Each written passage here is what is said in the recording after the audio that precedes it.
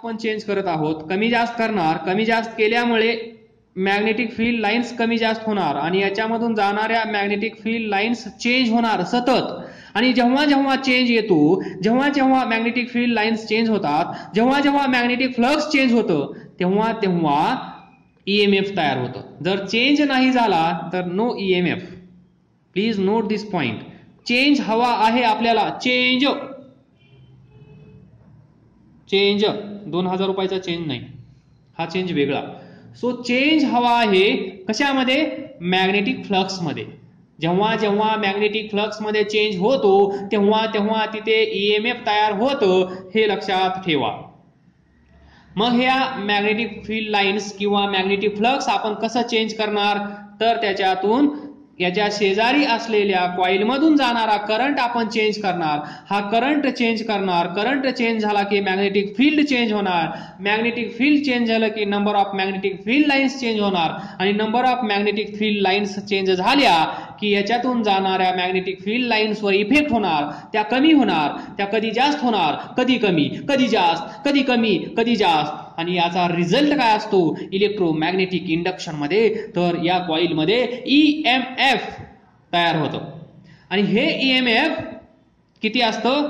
Bye magnitude minus. Minus तर तुम्हाला माहित आहे कुठून येतो. So rate of change of magnetic flux with respect to time as time passes. Time pass म्हणायचं नाही त्याला, ॲज टाइम पासेस असं म्हणायचं. ॲज टाइम पास नाही म्हणायचं. सो ॲज टाइम पासेस इथे होत आहे कमी जास्त होणार, त्याच्यामुळे ईएमएफ तयार झालं. मग इथे दोन कॉइल असल्यामुळे आपण फक्त व्यवस्थित लिहिण्याचा प्रयत्न केला. 2 1 1 2 काय असेल ते. जिथे काही घडत आहे तर Φ21 म्हणजे 2 म्हणजे दुसरी कॉइल, 1 म्हणजे पहिली कॉइल. M21 म्हणजे mutual inductance of coil 2. Constant of proportionality. M21 is constant of proportionality आणि त्याचंच नाव आहे म्युच्युअल इंडक्टन्स. त्याचंच दुसरं नाव आहे coefficient of mutual induction of coil 2. इथे सर्किट दुसरं असं आपण म्हणू शकतो. सो दिस इज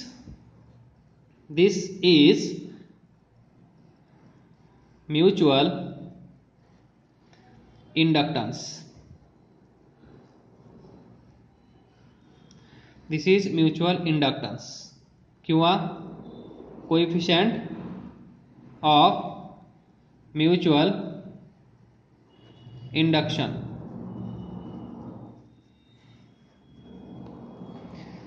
लक्षात ठेवा. अजून एकदा लिहू. Constant of proportionality. Proportionality, personality नाही बरं का, प्रपोर्शनॅलिटी. प्रपोर्शनॅलिटी नाहीतर तुम्ही म्हणता पर्सनॅलिटी, माझी तर चांगली आहे बाबा, असं नका म्हणू. सो कॉन्स्टंट ऑफ प्रपोर्शनॅलिटी, त्याचं नाव ठेवलं म्युच्युअल इंडक्टन्स. इंडक्टॅन्स म्हणतात कधी कधी. कोएफिशियंट ऑफ म्युच्युअल इंडक्शन तुम्हाला कळला असेल. अँड व्हाईस वर्सा, यालाच आपण रिव्हर्स ही म्हणू शकतो. तर पुढे जाऊन आपण काय करूया, थोडंसं अजून डिस्कस करूया. तर आपल्याला भेटला होता, काय भेटला?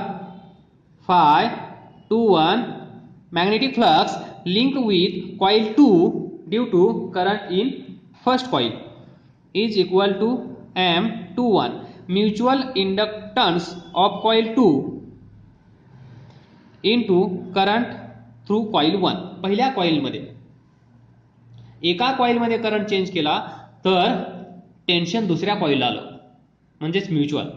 So this is most important, तुम्हाला हे लक्षात ठेवायचं आहे. त्यानंतर काय करूया आपण पहा, जसं जसं करंट चेंज होईल तसं तसं मॅग्नेटिक फ्लक्स Φ21 चेंज होईल. Magnetic flux Φ21 will change in proportion as I changes. कारण आपल्याला माहित आहे Φ21 डायरेक्टली प्रोपोर्शनल टू करंट 1. हा करंट चेंज केला, हा टेन्शन मध्ये येतो, म्हणजेच इथे काहीतरी चेंज होतो. तर हे तुम्हाला माहित आहे. मग आता आपल्याला माहित आहे, काय माहित आहे? According to second law, Faraday's second law, of electromagnetic induction काय सांगतो, E is equal to minus D phi by D t. एवढं असतं मॅग्निट्यूड त्या EMFचं. मग इथे E ची जागा कोण घेईल? E म्हणजे EMF कुठे तयार होत आहे? दुसऱ्या कॉइलमध्ये. So E2 कुणामुळे? याच्यामुळे. इज इक्वल टू मायनस जसाच तसा, कारण मायनस कसा असतो माहिती आहे ना, अपोजिंग नेचर.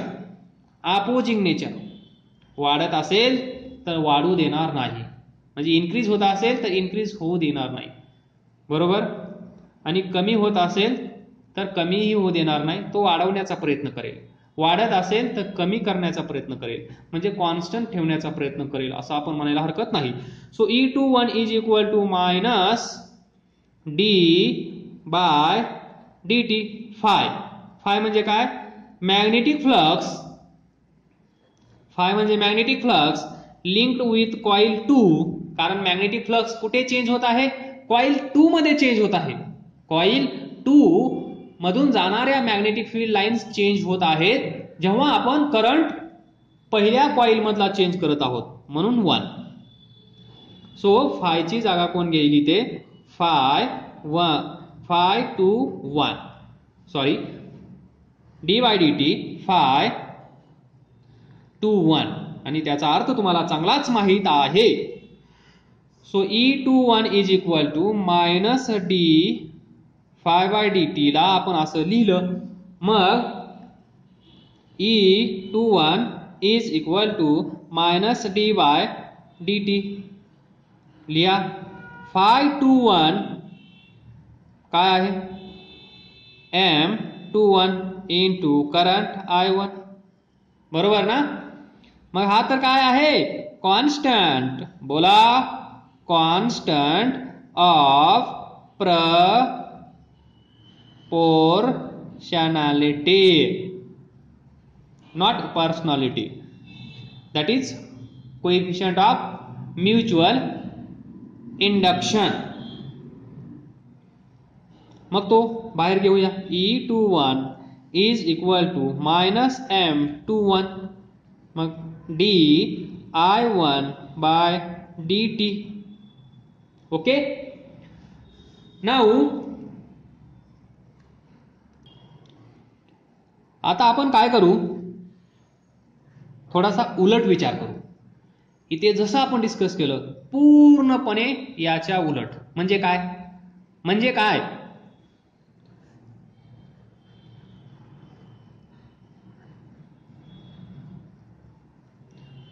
म्हणजे पहिली कॉइल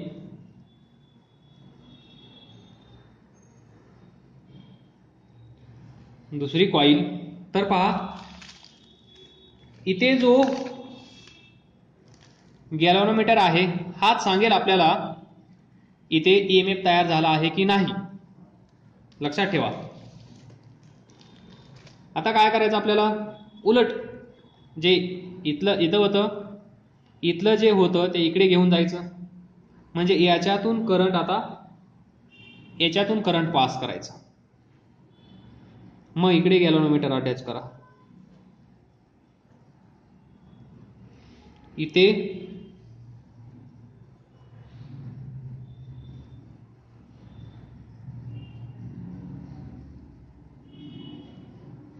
असं का? कॉइल 2 कॉइल 1 याच्यातून करंट आता I2 असेल, याच्यातून जाणारा करंट I2, याच्यामुळे मॅग्नेटिक फील्ड B2, बरोबर. Magnetic field B2. मग त्याची डायरेक्शन तुम्हाला माहित आहे. सेम तसंच होईल.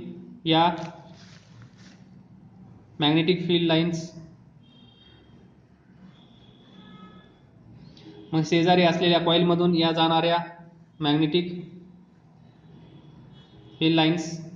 जसं आपण I2 चेंज करू, I2 मध्ये आपण चेंज करू, I2 चेंजेस, तर काय होईल? मॅग्नेटिक फील्ड चेंज होईल. तसंच फाय विल चेंज. आणि फाय चेंज झाला म्हणजेच EMF तयार होईल d∅dt. इन शॉर्ट, बरोबर. करंट चेंज केला मॅग्नेटिक फील्ड चेंज होईल म्हणजेच मॅग्नेटिक फ्लक्स चेंज होतील. मॅग्नेटिक फ्लक्स चेंज झाल्या जशा मॅग्नेटिक फ्लक्स चेंज होतील तसं तिथे कोण असेल EMF तयार होईल. म्हणजेच आता मॅग्नेटिक फ्लक्स कुठे चेंज होईल तर magnetic flux linked with coil 1 change होईल ड्यू टू 2. मग याच्यामुळे EMF या कॉइलमध्ये तयार होईल ड्यू टू 2, बरोबर. मग इथे असेल mutual induction or coefficient of mutual induction M12. याच्या सर्व उलट इथे पहा, इथे M21 आहे, M12 असेल, इथे E21 इथे होता तर इथे E12 असेल, इथे Φ21 होता तर इथे Φ12 असेल, कारण सर्व आपण चेंज केलं आहे. मग असं इक्वेशन लिहायला काही हरकत नाही, सोपा आहे ना. So now we allow a current I2 to flow through coil 2. On account of this current, magnetic flux Φ12 linked with coil 1 is obviously proportional to this current. हे तर आपल्याला माहितच आहे, phi directly proportional to current. पण phi कुठे आहे, phi linked with coil 1, so Φ12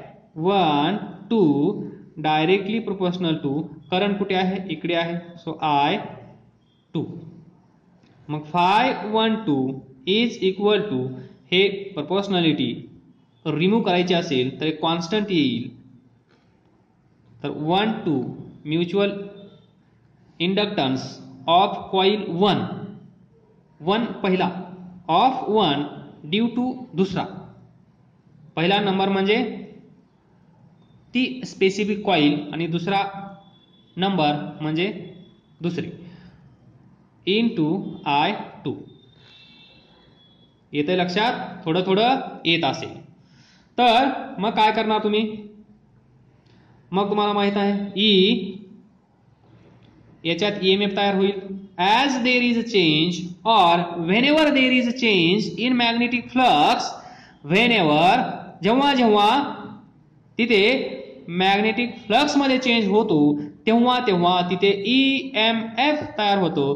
पण close circuit हा वर्ड लक्षात ठेवा, क्लोज सर्किट. तर मग मी लिहू शकतो याच्यामधून जाणारा करंट चेंज केला तर इकडे मॅग्नेटिक फ्लक्स चेंज होतील आणि त्या मॅग्नेटिक फ्लक्स चेंज झाल्यामुळे या कॉइलमधून EMF तयार होईल. मग हा EMF तयार झाला आहे की नाही हे सांगण्यासाठी हा आहे गॅल्व्हॅनोमीटर. सो EMF कुठे तयार होत आहे, पहिल्या कॉइलमध्ये. कुणामुळे, दुसऱ्या कॉइल मधल्या करंटमुळे. Is equal to D minus D phi by dt. पण फाय पण कोणत्या असतील, 1-2. पहिल्या फाय याच्यामध्ये फाय मॅग्नेटिक फ्लक्स चेंज होत आहेत in coil 1 due to current in 2. So minus D by dt Φ12. Φ12 ची व्हॅल्यू किती आहे, 1-2 I2. So E12 is equal to minus D phi dt Φ12. E12 is equal to minus D by dt M12 current in second coil. मग E12 हा constant minus M12 D I2 divided by dt. EMF in first coil due to change in current in second coil is equal to minus mutual inductance of coil 1 with respect to coil 2 di2/dt. तर इथून आपण असं लिहू शकतो, इथून आपण काय लिहू शकतो तर पहा, पहिल्या कॉइलसाठी फाय, पहिला इकडे करंट होता तेव्हा इकडे ईएमएफ तयार झालं, त्याच्यासाठी काय होतं फाय, दुसऱ्या कॉइलमध्ये चेंज होत होता magnetic flux due to current in one is equal to mutual inductance of coil 2 with respect to one current in coil 1. इथे phi12 is equal to M12 current through coil 2. मग इथून तुम्ही असं लिहू शकता M21 is equal to phi21 divided by current. इथून तुम्ही लिहू शकता M12 is equal to phi12 divided by current in coil 2. तर पहा 1 1 2 2 किंवा सिंपल कॉइल नुसार जा. इथे 2 1 आहे, इथे 2 1 आहे, इथे 1 2 आहे, इथे 1 2 आहे. तर इथे 1 1 1 2 2 2 जे सेकंड नंबरला आहे ते जास्त वेळ. कसंही लक्षात ठेवा, फक्त बेसिक विसरू नका. कुठे करंट आहे, कुठे मॅग्नेटिक फ्लक्स चेंज होत आहेत हे लक्षात राहिलं की काहीही प्रॉब्लेम येत नाही. So this M21 is constant of proportionality and mutual inductance or coefficient of mutual induction of coil 2 with respect to coil 1. मग इथे M12 is known as mutual inductance of coil 1. लिहायला पाहिजे का? This is mutual inductance. Mutual inductance of coil 1 with respect to coil 2. इथे काय असेल मग? This is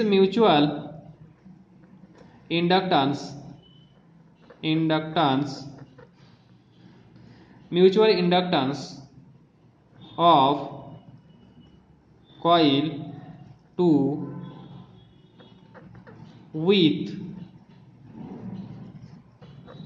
respect to coil 1. Mutual inductance of coil 2 with respect to coil 1 हे लक्षात ठेवा. त्यानंतर induced EMF in coil 1 will be, this we have written already. This is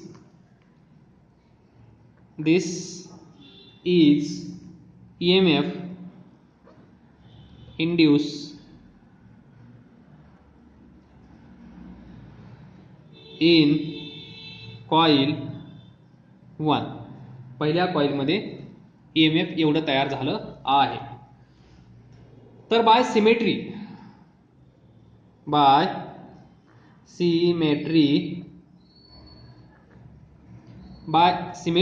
we can say that M12 is equal to M21 is equal to M. Tension खतम. M21 लक्षात ठेवायची गरज नाही. It may be noted that by symmetry M12 mutual inductance of coil 1 with respect to 2 is equal to mutual inductance of coil 2 with respect to 1 is equal to M. खतम. Simple ना. मग लिहा हे equation. phi21 is equal to M into I1 लिहिलं. मग लिहा या साईडचं phi12 is equal to M current 2. बरोबर. मग इथून काय लिहू शकतो आपण, m is equal to Φ21 divided by current through 1. इकडे काय लिहू शकतो आपण, m is equal to Φ12 divided by current through दुसरी कॉईल. मॅग्नेटिक फ्लक्स Φ12 म्हणजे magnetic flux linked with coil 1 with respect to coil 2 divided by current through coil 2. ज्याच्यातून current flow होत आहे त्याच्यातून जाणाऱ्या मॅग्नेटिक फील्ड लाईन्स आपण कन्सिडर करत नाही, तर त्याच्या शेजारी असलेल्या कॉईल मधून जाणाऱ्या मॅग्नेटिक फील्ड लाईन्स. मग इथे करंट पहिल्या कॉईल मधून जात आहे तर मॅग्नेटिक फ्लक्स दुसऱ्या कॉईल मध्ये चेंज होणार. करंट दुसऱ्या कॉईल मधून जात आहे, मॅग्नेटिक फ्लक्स पहिल्या कॉईल मधल्या चेंज होणार, म्हणून Φ1. आलं लक्षात. मग यालाच आपण असं लिहू शकतो, m is equal to Φ21 divided by I1 is equal to Φ12 divided by I2. Okay, this is hence the mutual inductance of two circuit or two coil is equal to magnetic flux linked with one circuit. तर पहा इथे व्यवस्थित पहा, खूप महत्वाचं आहे. m ची definition पहा. मॅग्नेटिक फ्लक्स दुसऱ्या कॉईल मधून चेंज होत आहेत, म्हणजे magnetic flux passing through second coil, आणि करंट कुठला आहे, पहिल्या कॉईल मधला. येते ना लक्षात. छोट्या छोट्या दोन कॉईल मी ड्रॉ करतो. अशा ह्या छोटूशा दोन कॉइल्स, ही कॉईल 1 ही कॉईल 2. मग याच्यातून करंट I1 असेल तर मॅग्नेटिक फील्ड लाईन याच्यातून जातील, याच्यात जातील, चेंज होतील. करंट चेंज केल्यामुळे ओनली, करंट चेंज नाही केला तर कॉन्स्टंट मॅग्नेटिक फील्ड राहील, मॅग्नेटिक फ्लक्स कॉन्स्टंट राहील आणि चेंज होणार नाही, EMF तयार होणार नाही. मग EMF याच्यातून करंट जात असेल तर EMF याच्यात तयार होत आहे, याच्यातून करंट जात असेल तर EMF इकडे तयार होत आहे. बरोबर. जर याच्यातूनच करंट चेंज केला, याच्यातच EMF तयार झालं तर सेल्फ इंडक्टन्स. याच्यातून जाणारा करंट चेंज केला, अरे बाबांनो, याच्यातून म्हणजे पहिल्या कॉईल मधून जाणारा करंट चेंज केला तर EMF त्याच्या शेजारी असलेल्या कॉईल मध्ये तयार होत आहे, त्याला आपण म्हणतो म्युच्युअल. पहिल्याच कॉईल मधून जाणारा करंट चेंज केला, त्याच्यातच EMF तयार झालं तर सेल्फ इंडक्टन्स. कळतं ना, सेल्फ तर कळतं, आणि म्युच्युअल अंडरस्टँडिंग, माझं म्युच्युअल अंडरस्टँडिंग, कळतं ना तसं. तर आपल्याला काय डिफाइन करायचं आहे, म्युच्युअल इंडक्टन्स. म्युच्युअल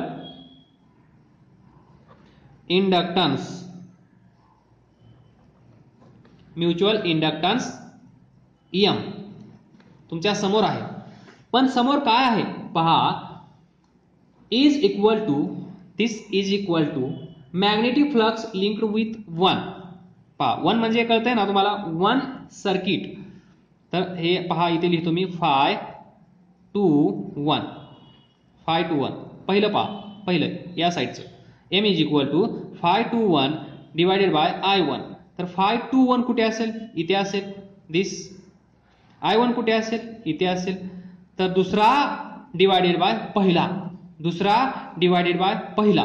तर पहा, this mutual inductance of two circuit, या दोन सर्किटचा म्युच्युअल इंडक्टन्स किती असतो, तो इक्वल टू असतो magnetic flux, this is magnetic flux linked with one circuit. One circuit म्हणजे हे circuit, per unit current in other circuit. म्हणजे याच्यातल्या मॅग्नेटिक फ्लक्स या कॉइलला लिंक असलेल्या, याच्यातून जाणाऱ्या, इथे असणाऱ्या मॅग्नेटिक फ्लक्स डिवायडेड बाय, म्हणजे एका सर्किट, याला एक सर्किट तुम्ही म्हणा, याला एक सर्किट म्हणा, याला म्हणा सर्किट पहिलं, याला म्हणा सर्किट दुसरं. तर दुसऱ्या सर्किट मधल्या मॅग्नेटिक फ्लक्स डिवायडेड बाय पहिल्या सर्किट मधून जाणारा करंट. थोडक्यात किंवा यालाच तुम्ही उलट म्हणू शकता, इथे काय असतील Φ12, मग याच्यातून जाणारा करंट काय असेल I2. Φ12 this Φ12 divided by current I2. So this याला काय म्हणू शकतो आपण मॅग्नेटिक फ्लक्स. तर पहा M is equal to magnetic flux divided by current. असंच आहे ना. Power magnetic flux divided by current, magnetic flux divided by current in general. So magnetic flux जर दुसऱ्या सर्किट मधल्या घेतल्या तर करंट पहिल्या सर्किट मधला घ्यावा लागेल, बरोबर. त्यानंतर magnetic flux divided by current. जर मॅग्नेटिक फ्लक्स पहिल्या सर्किट मधल्या घेतल्या तर करंट दुसऱ्या सर्किट मधला घ्यावा लागेल. हेच म्हणजे दिस M. तर पहा I will repeat. The mutual inductance of two circuit is equal to magnetic flux linked with one circuit, कोणताही एक circuit, per unit current in other circuit. याच्यातून जाणारा करंट इथला मॅग्नेटिक फ्लक्स, याच्यातून जाणारा करंट इथल्या मॅग्नेटिक फ्लक्स, म्हणजे दोन सेम. एवढं तर तुमच्या लक्षात येतं ना बाळांनो. M is equal to Φ by I. मग Φ जर आपण दुसऱ्या सर्किट मधल्या घेतल्या तर करंट पहिल्या सर्किट मधला, Φ जर आपण पहिल्या सर्किट मधल्या घेतल्या तर करंट दुसऱ्या सर्किट मधला. This is final, full and final.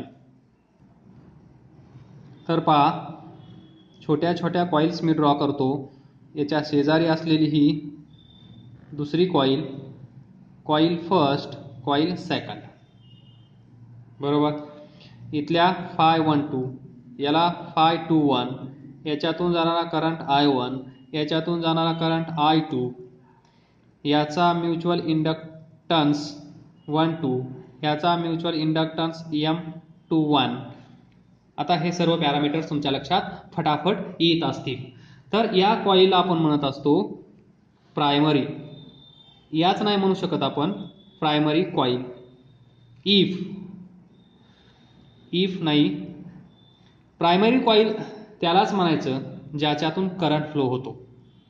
तर फर्स्ट केससाठी जे आपण फर्स्ट केस डिस्कस केली, फर्स्ट म्हणजेच Φ21 is equal to M21 into I1. तर पहा I1 म्हणजे करंट थ्रू फर्स्ट कॉइल. म्हणजे या केससाठी, फर्स्ट केससाठी प्रायमरी कॉइल कोणती आहे, ही कॉइल आहे. आणि या कॉइल आपण म्हणतो सेकंडरी कॉइल.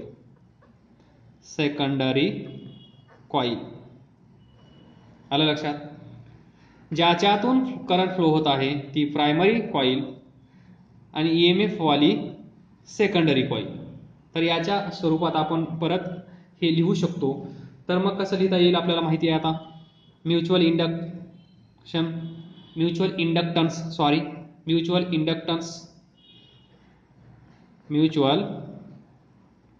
इंडक्टन्स आताच आपण डिफाइन केला. Φ सेकंडरी कॉइल, S म्हणजे सेकंडरी, त्यावेळेस करंट कुठे असतो प्रायमरी कॉइल मध्ये. This is in short secondary coil मध्ये मॅग्नेटिक फ्लक्स, प्रायमरी कॉइल मध्ये करंट. मग from this we can write Φs is equal to M/IP. IP इकडे गेला, काही आवड नाही आता. मग from Faraday's law, so from Faraday's law आपल्याला माहित आहे ही दुसरी कॉइल आहे. मग याच्यात EMF generated in secondary coil. So ES is equal to, कसं लिहू शकतो आपण, ES is equal to minus d Φ S divided by dt. इथे S असेल तर इथे पण S, कारण EMF दुसऱ्या कॉइल मध्ये तयार होत आहे. EMF दुसऱ्या कॉइलमध्ये तयार होत आहे, मग त्याच्यातूनच जाणाऱ्या मॅग्नेटिक फील्ड लाईन्स आपल्याला कन्सिडर कराव्या लागतील, कारण ज्या कॉइलमध्ये मॅग्नेटिक फ्लक्स चेंज होतात त्याच कॉइलमध्ये ईएमएफ तयार होईल. So ES is equal to minus D phi S upon D T. मग याला तुम्ही लिहू शकता minus D by D T phi S M I P. Phi S is equal to M I P. Secondary coil मधल्या magnetic flux due to current in primary, मग M बाहेर घ्या. So minus M D I P divided by D T ES असंही आपण लिहू शकतो. Secondary coil मध्ये EMF तयार होत आहे म्हणजेच ES कुणामुळे? करंट आहे पहिल्या कॉइलमध्ये, करंट आहे पहिल्या कॉइलमध्ये. आता याचं मॅग्निट्यूड घेऊया आपण आणि M लिहूया. M is equal to magnitude घेतलं तर काय होईल? ES divided by DIP divided by DT. इकडे गेला M फाइंड करण्यासाठी by taking only magnitude, negative find forget, विसरून जा, फक्त M. ES डिवायडेड बाय ही term DIP divided by DT. So this is mutual inductance. तर पहा, अशा प्रकारे आपण म्युच्युअल इंडक्टन्स प्रायमरी आणि सेकंडरी या वर्डमध्ये पण, किंवा दुसरी कॉइल, पहिली कॉइल, दुसरं सर्किट, पहिलं सर्किट, कुठे काही यूज केलं जाईल, घाबरून जाऊ नका. So mutual inductance is also defined as value of induced EMF. ES काय आहे? इंड्युस्ड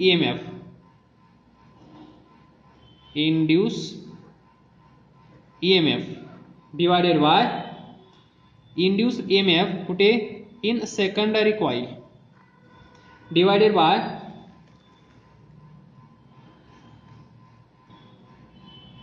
चेंज इन करंट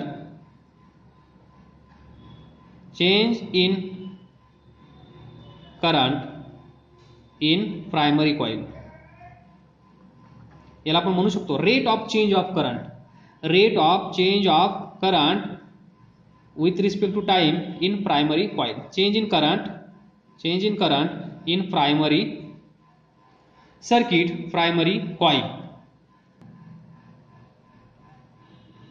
लिहा इथे coil or circuit. So this is more about mutual inductance. काय समजलं नसेल तर विचारा, अभ्यास करत राहा, पुढे जात राहा. All the best. Thank you.